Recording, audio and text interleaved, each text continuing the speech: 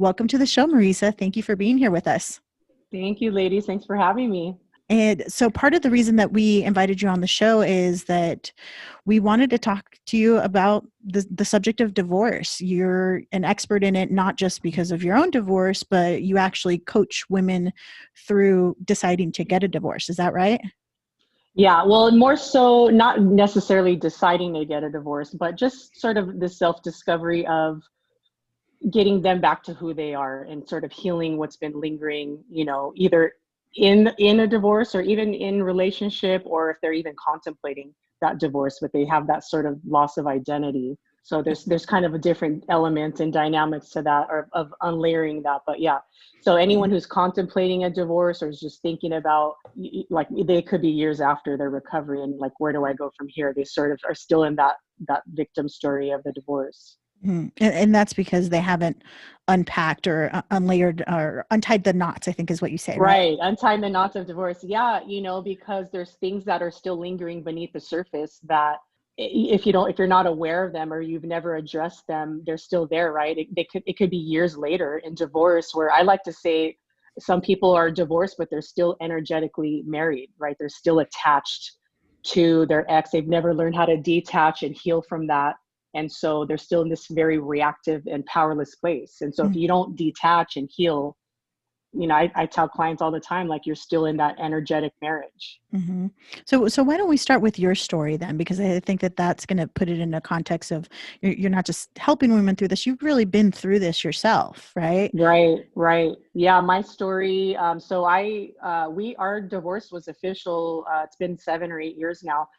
And our divorce, I like to say that our divorce was very entangled. Our families knew each other. We come from both Italian families. And so it was very messy trying to get out of that marriage. We had known each other all our life, and we were together for 19 years. We had two children at the time. And, I sort of got to this place of feeling this sort of disconnect in the relationship a few years. It was sort of lingering beneath the surface, but, like, I sort of had this checklist life growing up in this Italian family where image was everything. And you sort of lived up to these expectations of what a woman, a wife, a mother is supposed to be. And so I sort of like started one by one checking off all these items on my list, marry the good guy, Italian family, educated, have a family, go to school, like all these things. And so I sort of got to this place in my relationship, and it was probably like my mid to late 30s where I was just like, okay, here we are, like, we have what anyone would look to as success, right? We've certainly built this family together,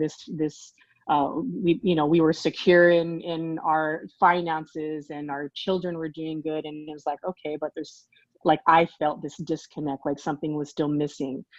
And so, this was like, maybe a few years before I had asked for a divorce, but I sort of got to this place where I just felt unfulfilled. Like I say, like, I felt like a ghost in the family, where I felt like I was living outside of my life, and I was like a spectator in this relationship of everybody else living, but I was like, I didn't have a fingerprint in the relationship.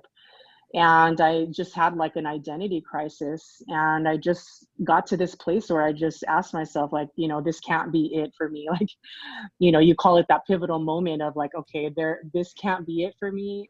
There has to be more. And who is Marisa? Like, I didn't even know who that girl was, because I was what everybody else needed me to be. And that sort of was like this spark that ignited, where it was like, okay, I can't do this anymore. I can't do this relationship anymore. I can't do this life, this foundation that I had built on quicksand, really.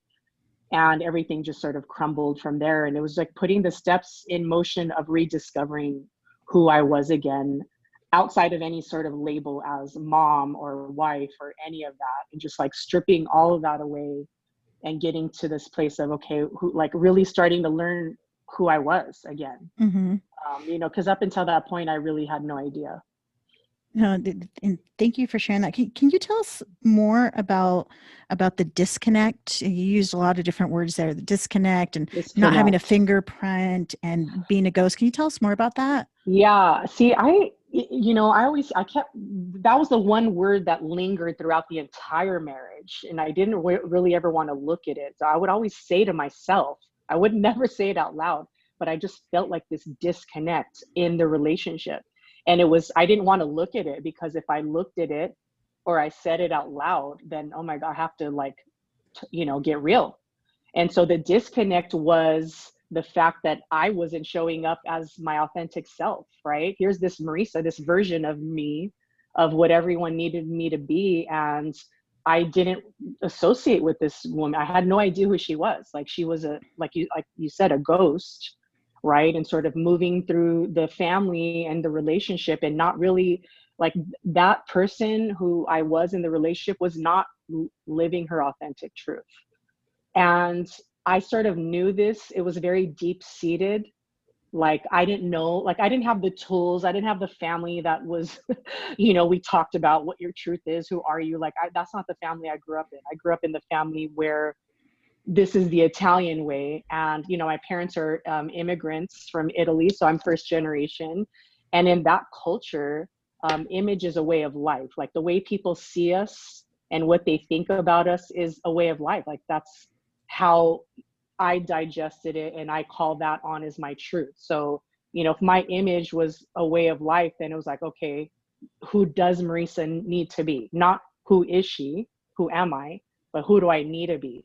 So that was the disconnect, right? I wasn't being I didn't even look at what I needed to be because I was never, it was never okay to be that, right? That wasn't safe. That wasn't contained in this bubble that we lived in because I had to be this sort of, the container was to be this image that we were portraying out in the world. And so the minute that I stepped outside of that, that's when sort of all hell broke loose because it was like, oh, who's this Marisa? Like now she's all of a sudden, stepped out of this bubble and now she's in the process of rediscovering who she is. So like the ghost, when I talk about like feeling like a ghost, it was just a disconnect of not living my truth and not knowing what that was. So it sounds like this took some years in the making to kind of get to this self-awareness point. And I'm curious, what transpired to allow you to finally come to the decision to file for divorce? So what happened, there was a lot of pivotal moments. I mean, speaking of pivotal moments, it, it, it so during the end of the marriage, one of my friends, we had this idea to start this production company. And the premise of this company was to empower women. It was this sort of battle of the sexes with sports, fashion, and music. And we were all about women empowerment, right?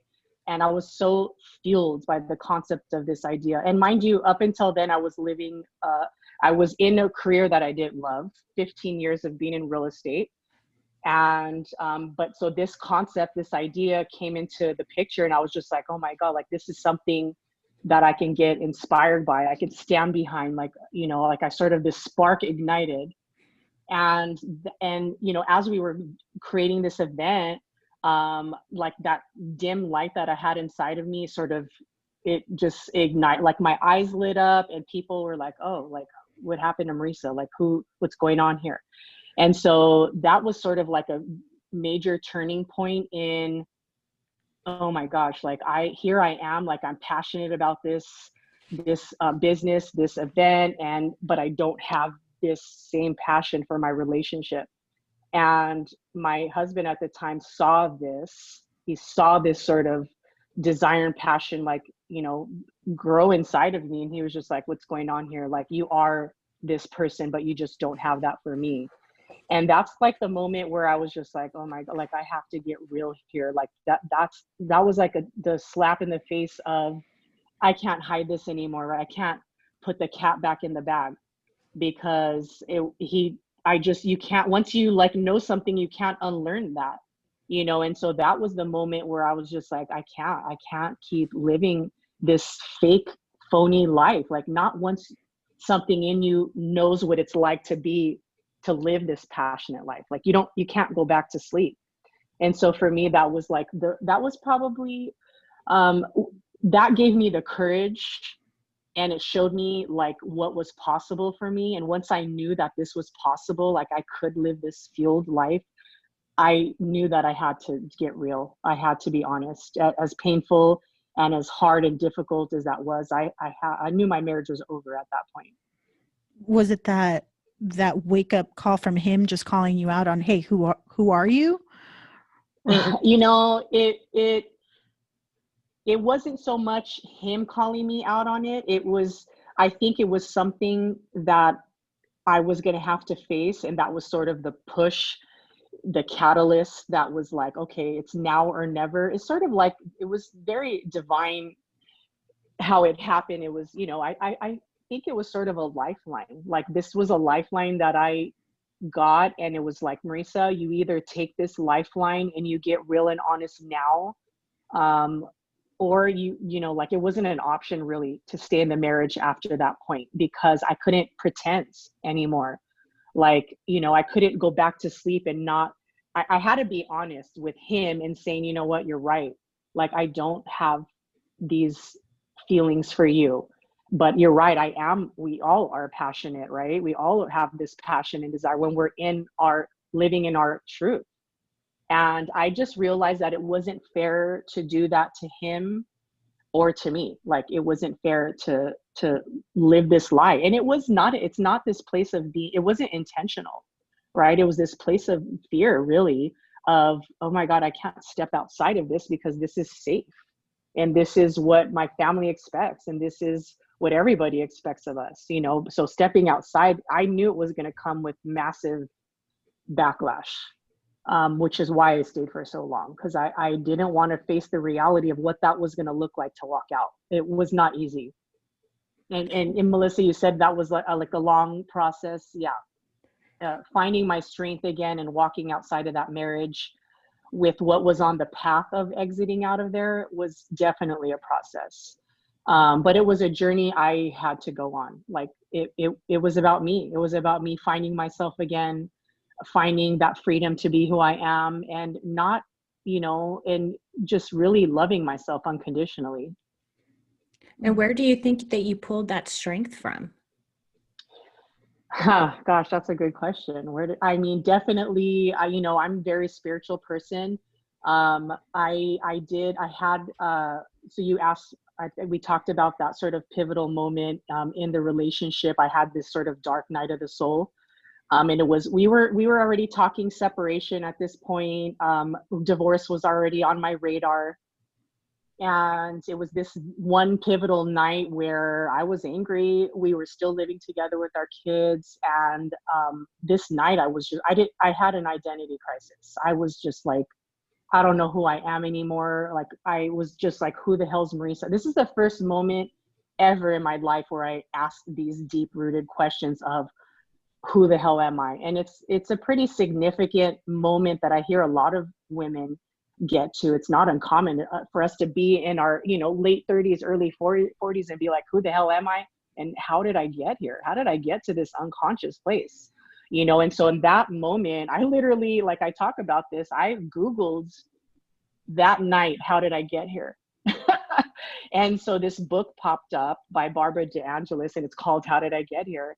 And that night put in process the conversation, right? I started having this conversation, this internal dialogue with myself of, okay, how did I get here? Nobody's going to get me out of this situation. I'm on my own because nobody's supporting me walking out of this marriage. I get that. So I'm going to have to find the strength, because everybody in my life is going to try to keep me here, keep me stuck in this situation that wasn't serving me anymore. And so I went to bed, and like the next night, you're asking me, where did I get the strength from? The next day I woke up and I was like blow drying my hair, in the mirror. And all of a sudden, like, I had this divine experience where I sort of felt like this energy force, like was pouring down, blasting through my chest. And it was like this sort of, it felt like a computer program, like downloading inside of me. And like, I like, it was so overwhelming. Like I shut the blow dryer off. I started bawling from this overwhelming presence, whatever this presence was. And it was sort of, it wasn't vocal. It was very internal. It was this very internal voice. And, you know, I saw some images and some stuff going on, which I didn't know what meant at the time, what it meant. But I got a very intuitive message that was, you cannot do what I need you to do if you continue to carry what isn't yours. And I realized what I was carrying was guilt and shame for wanting out of this marriage, and fear and judgment and criticism and all these useless emotions. And it was sort of like lifted. It was sort of like, these are not yours. They're human emotions that we give to ourselves, and they don't come from God, source, higher power, whatever you want to believe. They're not ours. And I sort of felt like this dark energy lift.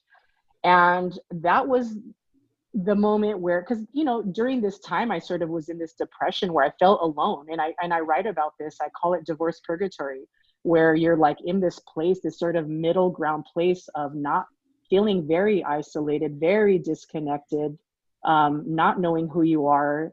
And when that experience happened to me, I realized like I am not alone, and I do have a purpose, and it's not to be stuck in this victim story. And that's where my strength comes from, is knowing that this is not for me. Like there's something more, and I have to do the work to figure that out. And yeah, it's definitely a process that I sort of got help, lots of help after that. And I realized like I need to start talking about this, and not, you know, like the sort of volcano erupted, and I was left to deal with the aftermath of, okay, how do I put the pieces back together?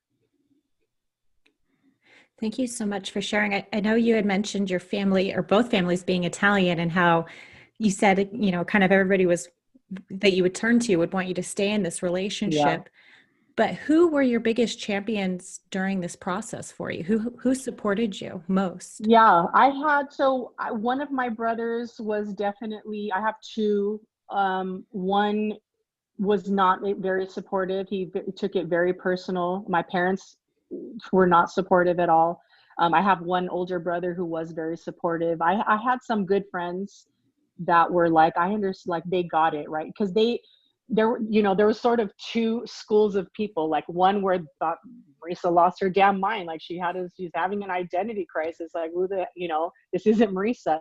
And then I had the people that actually knew me, that were like, we know you, like we know that you're not this erratic person, you know, self-destructing. Like we know that we know your truth of who you are, and we support that. And so I did have a few people in my life. The overwhelming, a big part of my family did not support it. It got ugly for a long time. There was massive boundaries.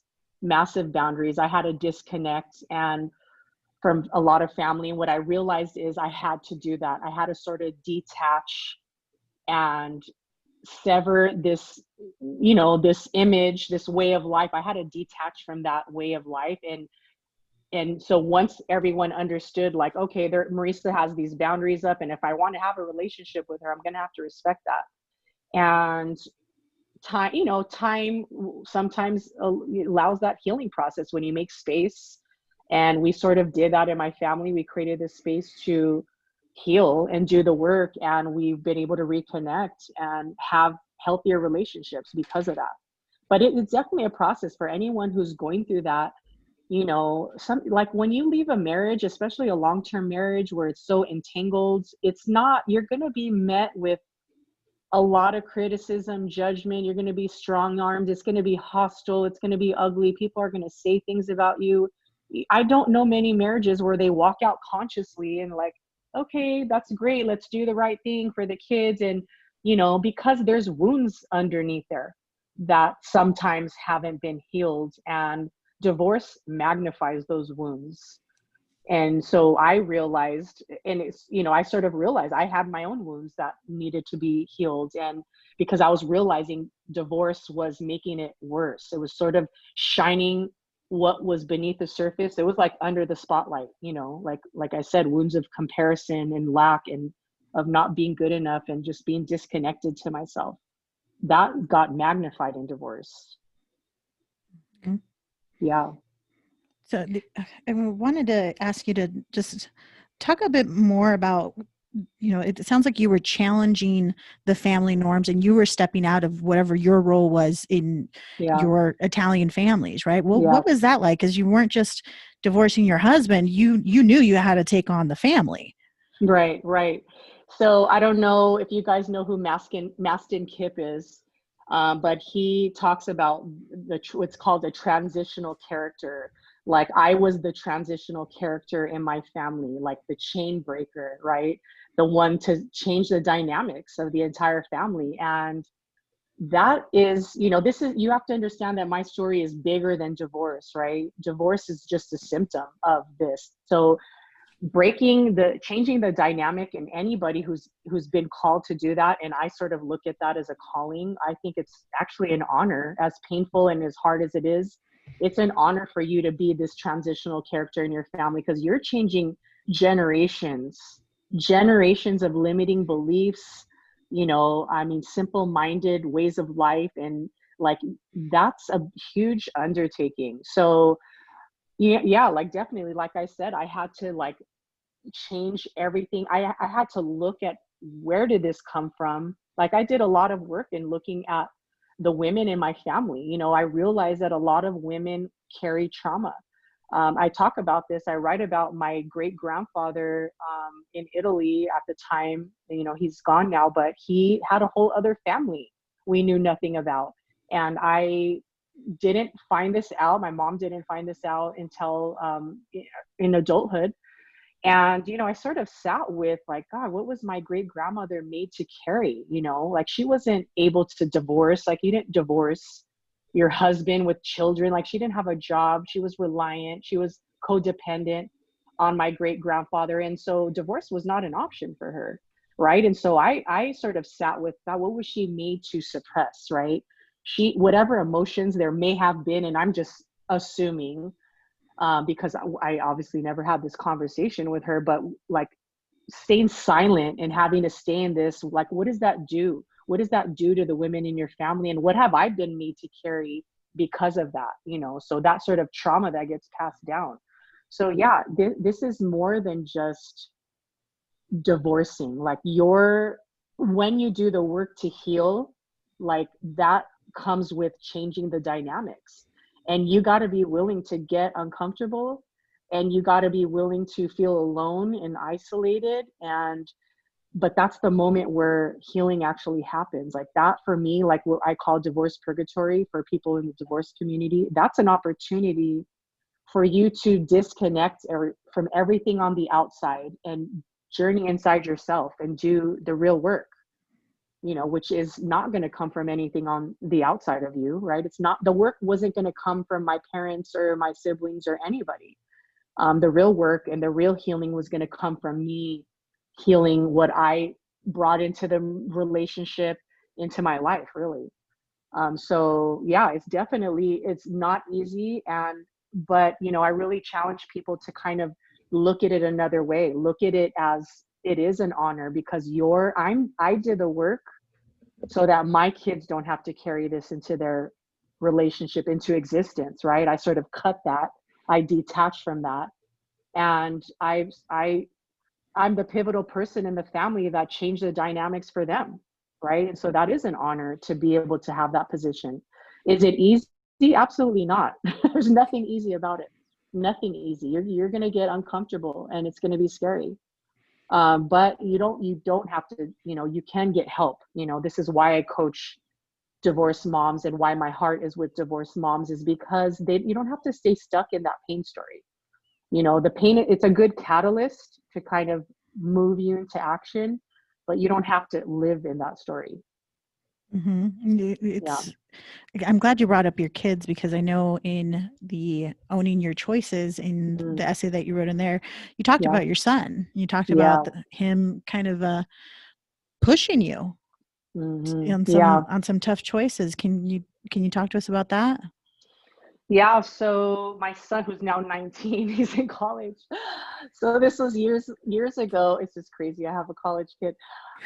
So he was, at the time, he was 14, almost 15. This was so I write about that in Owning Your Choices. I It was about 2 years after my divorce was finalized, where my son and we always had this sort of we always went toe to toe. Like, he's very rigid. At the time, he was very rigid, very black and white thinking, and wasn't able to understand why I wanted out of the marriage, what was going on. And then you have to remember, the family painted this portrait of Marisa who lost her mind, right? So he's just like, I don't know what to believe here. Mom is a loose cannon. So there was a lot of stuff that happened that landed on his ears, very negative stuff about me. And, I was constantly always putting out fires, always defending myself, always proving myself worthy. And it became extremely, extremely exhausting. And so when he was 14, he decided, for various reasons, and again, a very pivotal moment, where he just wanted to go live with his dad full time. And the Italian mom in me, I lost it. Like, I lost it. I went into a rage. I went into every story of, what kind of mother am I? What, again, the image, what are people going to think about me? My son wants to go live with his dad. Like, what does that say about me as a mother? And I sort of, again, went into that story of the old programming. Just when I had thought I had healed from a lot of this, he showed me that there was still stuff there. There was still wounds there. I needed him. I needed my son as a crutch, as to make me feel significant as a mom, as a woman, of everything. And I realized that that wasn't his job, right? Like, we went to counseling, and my son was in counseling. It was sort of like he was regurgitating what everybody else was saying. And there was this moment in the counseling session where I was like, what the hell am I doing? Like, what am I doing? I felt like I was on trial. Like, I was on trial defending myself as a woman. And, like, the thoughts screaming in my head were, hell no, Marisa, like, what are you doing? Like, you can't do, like, why are you doing this to yourself? Like, why are you sitting here defending yourself? Why are you proving yourself? Like, you have to let go. And that was hard as hell. I don't know anything harder than having to let your son go, your child go. And it sort of set the wheels in motion to heal what was still left there, which was unworthiness, as a woman. And I realized, again, this is the trauma from my family, of us women needing to defend and stay stuck in this sort of paralyzed, powerless place. And again, that constant defending was making me feel powerless.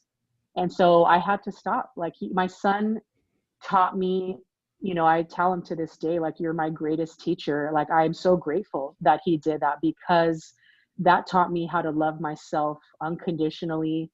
And it taught me how to detach and not be the mom that I was shown the way to be, in my family, this controlling version of myself. And so we have, like, this freedom now between us, where he's not responsible to make mom happy. He doesn't have that job that he's carrying. None of my children, I have 3 children. He doesn't have that job of doing that. And so I tell him, like, I wouldn't have learned that lesson had it not been for him, because you could avoid people, right? I could divorce my husband, but I couldn't divorce my son. Like, I'm never going to not be his mom, right? And so I told my son, I'm like, you chose me and I chose you, because this was a lesson that I needed. My soul was craving to embody this, and he helped me embody this lesson. And now we have this beautiful relationship where there's this freedom to just both of us to be who we are. Mm-hmm. Yeah. That's beautiful. And I know, being a child of trauma and feeling responsible for my parents, it's actually really nice to hear a parent say, you know what, I know you're not responsible for it. Thank you for pushing me that way. And I hope he gets to appreciate that down the road. I hope so. I really hope so. It's hard. It's really hard for parents, because my parents weren't able to take ownership, right? And that's the book. The book is called Owning Your Choices. And I really had to get to a place where I had to take ownership, right? This is the life that I made choices to be in this place, right? I have to, in order to change any of that, I have to take control and take ownership of that. It's nobody's fault. It's not my ex's fault. None of it is anyone's fault. It's not my son's fault. This is my, like, I am going to take responsibility, because if I didn't, nothing would have changed. You know, nothing would have changed if I would be continually feeling powerless and being reactive to everything, right? It would have been everyone else's fault, you know, blaming everybody else for why I'm not fulfilled and why I'm unhappy.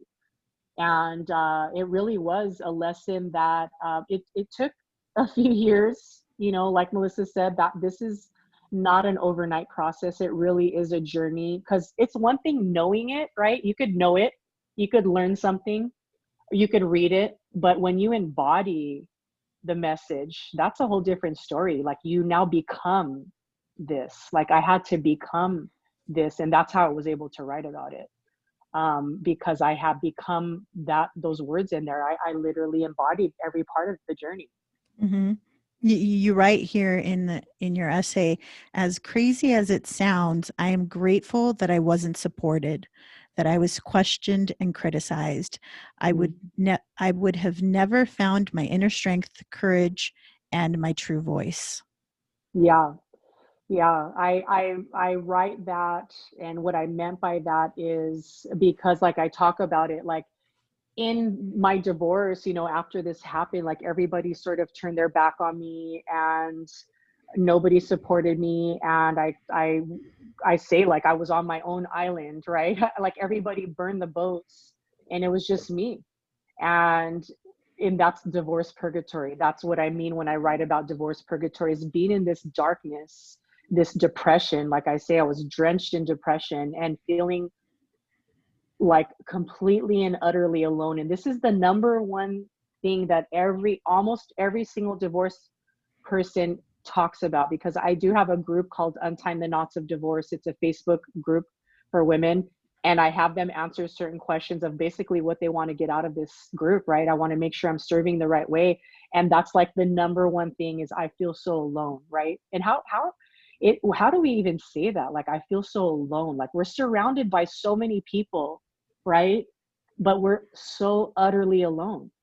You know, we feel so isolated, like we're the only person going through this experience. And that's why I write about it, because women write me and they're like, oh my God, like, thank you for sharing that, because I just thought it was me. Like, they feel so isolated in this pain story, right? But it's not. My story is not unique.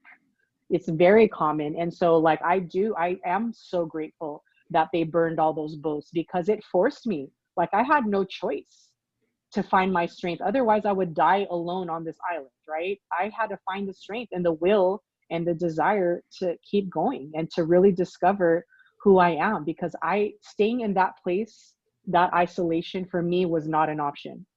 Like, I knew, and I physically, spiritually knew without a shadow of a doubt that there was something more here, and that I'm wasting time by focusing on everything else. That's wasted time. I'm not going to be able to I'm not going to serve anybody if I stay in that story. I'm definitely not going to be the kind of mom that I want to be to my kids. I don't want them to have to not live their truth. And that's, again, I talk about embodying. In order for them to be who they are, I have to embody that first. So they could be like, oh, this is what it looks like. Mom's living her truth, right? Mom's speaking her truth. And it's scary. It's scary for people to see that story, right? Like, there's judgment and criticism. But you get to a place where the story is not for you anymore. Like, you heal through that, and then you realize the story is a guiding light for somebody else. And you find that purpose in sharing your story. So you talk about embodying the journey, which I love, and the importance of living your truth. So how do you help others find their truth? Yeah, that's a good question. So I think there's so many things that, like, there's so many things that need to come into place before you can find your truth, right? Because the plane's crashing and mom needs to put the oxygen mask on, right? Mom might still be fighting. Mom might still be in court. Mom might still be dealing with lawyers. I mean, or family or friends or judgments. So you can't find your truth in this place of defending, right? Mm-hmm. You have to look at it as we're energy, and we're giving this energy to protecting, right? So when we're protecting, we can't heal, right? We can't put that focus. So the first thing is, like, I give women the tools to, number one, put the oxygen mask on. What needs to happen, right? How do we, let's look at the situation. How did we get here?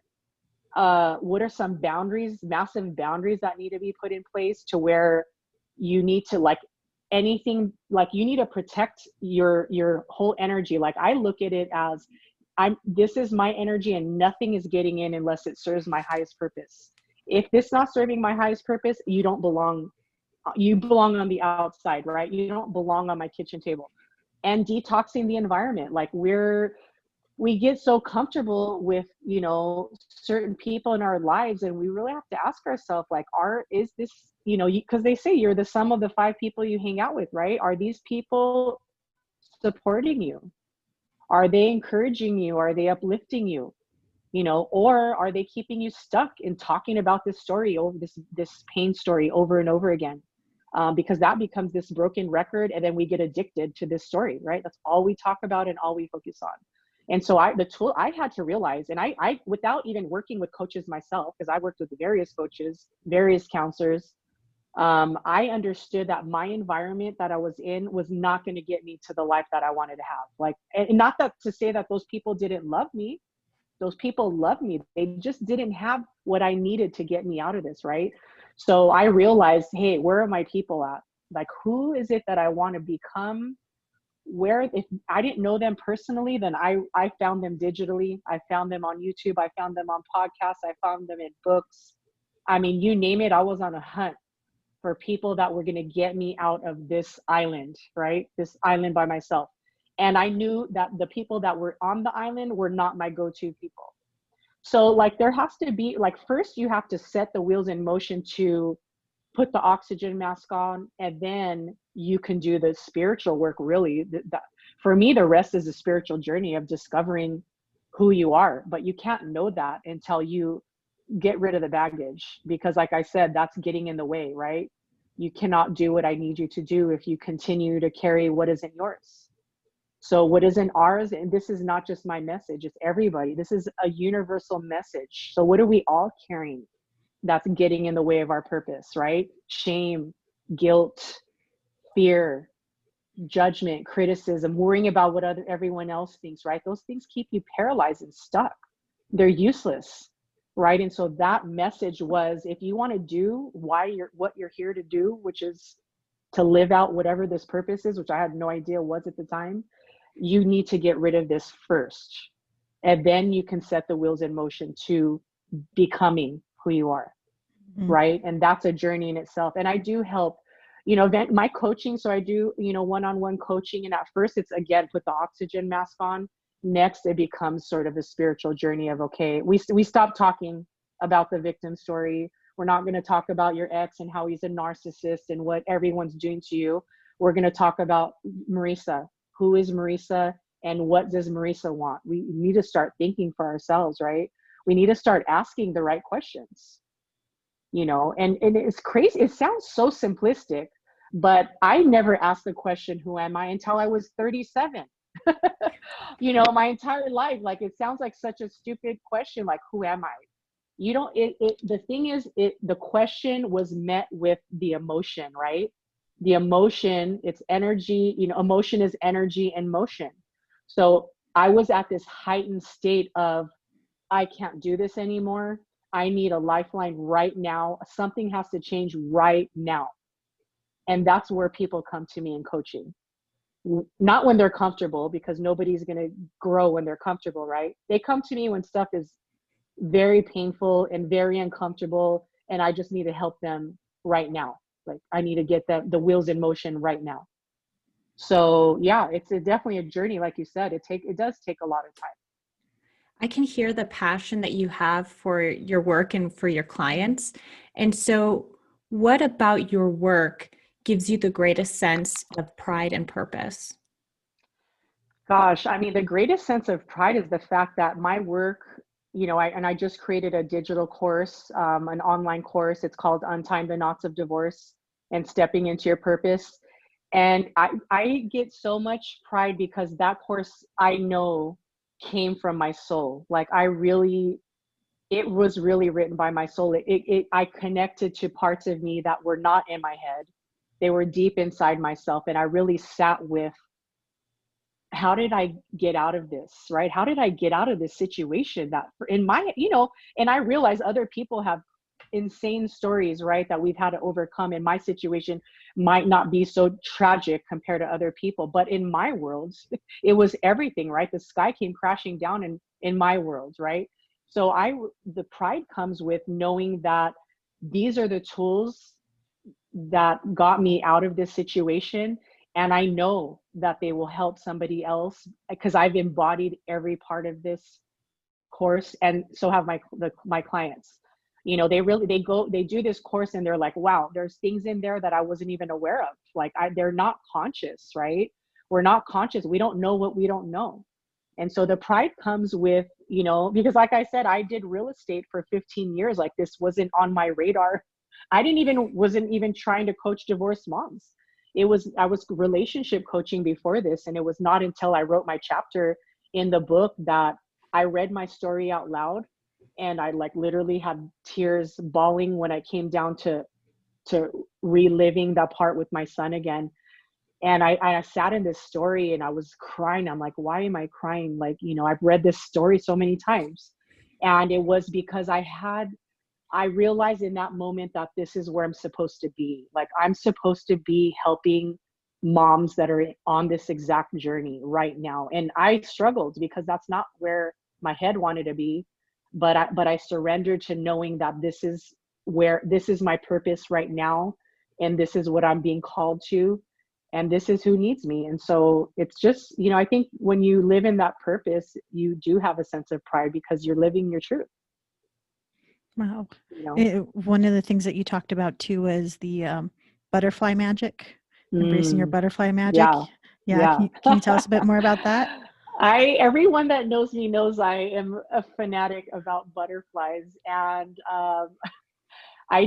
so originally the butterfly came from, I was at this place in after my divorce where I was just like, God, I need a sign here. Like, I need a sign. I'm struggling. I just need to know that I'm on the right path. So sort of the butterfly was was a symbol for me that I was. And so everywhere I go, I see an orange butterfly specifically. And it was sort of, the butterfly is always about, the caterpillar journeying inside the cocoon and doing that painful process alone, right? In the dark, with nobody can help that butterfly that's about to emerge. It has to go through this painful process so that it could emerge into what it was created to be. And so I see that as being all of us, right? I see all of us, like none of us are free from pain. None of us. And all of us are going to have this pivotal point in all of our lives where we're going to, if you have not yet, you are going to journey inside that cocoon, and you're going to sit maybe many times in that darkness and that isolation and that divorce purgatory, right? But you have no idea the beauty that's going to come outside of that, right? The beautiful butterfly that emerges. That's us. We're the butterfly.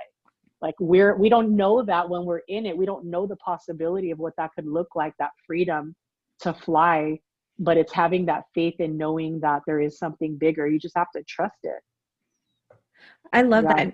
And so, and I think you said in the beginning of the interview that 7 years ago this happened, and you were in this this divorce purgatory. But what do you believe most contributes to the happiness or peace that you experience now? So now it's really, my happiness comes from knowing that I've done the work to heal stuff that had absolutely nothing to do with the divorce, to heal what was beneath the surface that I carried with me in my relationship. And so that happiness comes from being the mom that I want to be, and being like the freedom that comes along with healing is priceless, right? We're so always focused on not losing, right? I don't want to lose my kids. And so I have this fear of it was this constant energy, this dark energy between my kids and me of like, okay, I had already in my head, like before that happened, right? We create these conditions. And so I had in my head, like, oh my God, my kids might one day they might not want to be with me. They might want to go to their dads. And what would that do to me? So that fear creates everything, right? It creates the dynamic. And so I start becoming controlling. And so just that freedom to not have to do that, right? Of letting that go, of the showing up as who I am, as my authentic self, right? And not worrying about who's going to like me or not, right? This is who I am. And the people that want to be in my life, they will, and it'll be effortless. And the ones that don't, they won't. And I lost lots of people. You lose lots of people when you transition through your life, and call it the divorce or whatever. There's no blaming anything. It's just we're different. And at first it's hard because you take things personally, and now I'm at a place where I just don't. Like, I don't take things personally. I realize everybody has their own struggles and their own pains, and it's not about me.